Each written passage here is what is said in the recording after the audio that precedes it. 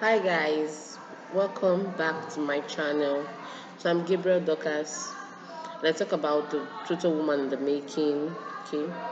Um Today we're going to be looking at something very interesting. Okay. So the topic for today is when I don't feel like studying the word, what do I do? Hmm. There are some times in a man's life you are just you don't have appetite for the word of God as a child of God. You don't feel like praying, don't feel like studying, you don't feel like reading the word of God. What do you do in if you find yourself in this position, this situation? What do you do?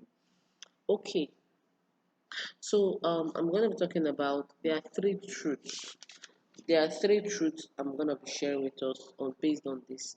And the first one is this: your feelings are not facts. That you feel like you don't want to study, it is not the truth. It's not a fact. Okay, so you have to deal with that feeling. You have to. You have to just know that because you don't feel God is near doesn't mean that God is not near. Because you don't have joy in studying the word of God doesn't mean that the word of God is not working. So your feelings are not just what they're not facts. That is all I'm trying to say. Okay. So Jeremiah chapter 17 verse 9 says the heart of man is what? Is wicked, is deceitful. The heart can deceive you. Your heart can really deceive you. So you don't need to walk by your feelings, okay? You need to really make a deliberate effort to study the word of God. You need to be intentional about it. Even if you give yourself, okay, today I'm going to just study one verse, just little by little, bit by bit, you see that the hunger and the passion will keep coming back.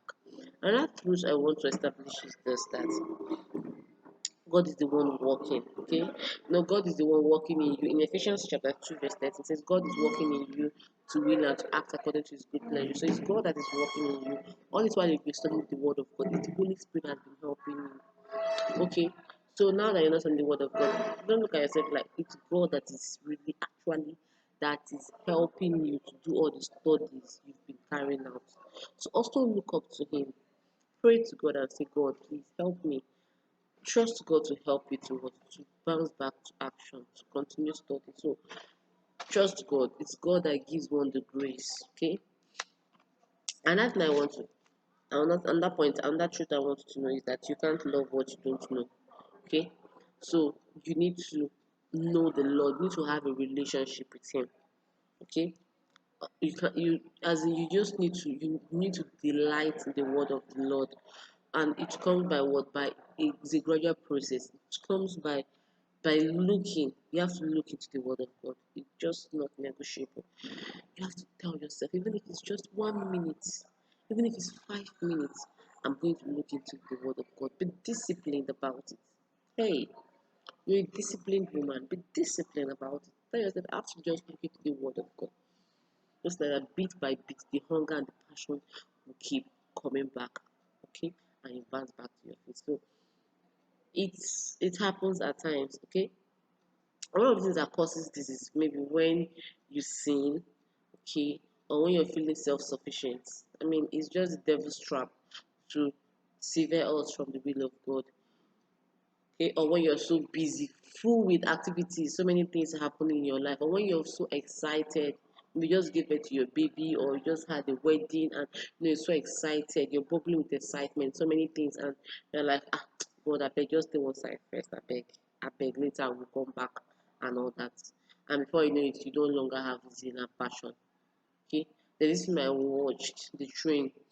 Um, Mike Bamiloye, he was on fire, and all of a sudden, he found out that instead of studying the Bible, the Word of God, we will now carry what Christian literature, and he was just enjoying worldly songs, and before you know it, he was like off track, and God had to call him back using an incident, a fire incident, to call him back. So that's just the way it is with we Christian. You can be on fire, and see, nobody is supersonic in the measuring scale of God. Nobody is supersonic. Don't look at it like you're a supersonic child of God. No, we are all in the making process. We are all growing. We are all in the process. Okay, we are all still work in progress. So The devil is not tired. He's very persistent. He doesn't relent. He can strike and attack at any time. That is why as children of God, we need to be what? We need to be conscious, sensitive to the Spirit of God, to the leading of the Spirit of God. We need to be sensitive, okay, to the Spirit of God. So we ought to what? We ought to be on guard.